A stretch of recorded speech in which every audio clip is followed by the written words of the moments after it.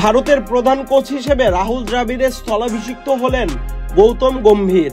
ভারতীয় ক্রিকেট বোর্ডের সচিব জয় শাহ সামাজিক যোগাযোগ মাধ্যম এক্সে করা এক পোস্টে গৌতম গম্ভীরকে নতুন প্রধান কোচ হিসেবে নিয়োগের সিদ্ধান্তের কথা জানিয়েছেন।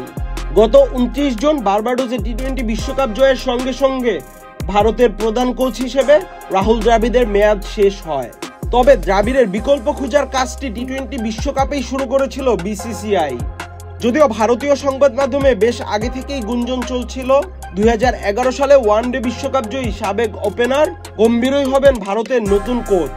বিসিসিআই এর আগে জানিয়েছিল নতুন প্রধান কোচ চলতি জুলাই থেকে 3.5 বছরের জন্য দলের দায়িত্ব নেবেন। সেটি হবে 2027 সালের ডিসেম্বর পর্যন্ত। 3 সংস্করণেই তিনি প্রধান কোচের দায়িত্ব পালন করবেন। 27 মে পর্যন্ত আবেদনের শেষ দিন নির্ধারণ করে বিসিসিআই প্রধান কোচের নিয়োগ বিজ্ঞপ্তি প্রকাশ করেছিল।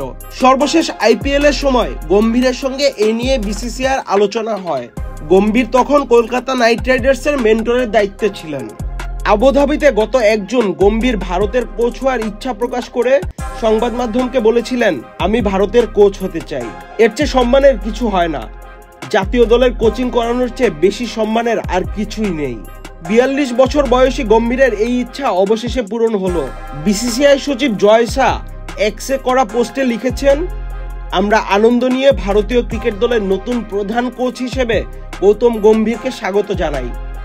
ভারতীয় ক্রিকেটকে সামনে এগিয়ে নিতে গৌতমই যে আদর্শ ব্যক্তি সেই বিষয়ে আমি আত্মবিশ্বাসী। আহমেদ শাফি, চ্যানেল আই। এখন জন্ম সনদ দিয়ে খোলো বিকাশ স্টুডেন্ট অ্যাকাউন্ট। নিজের বিকাশ নিজে কর।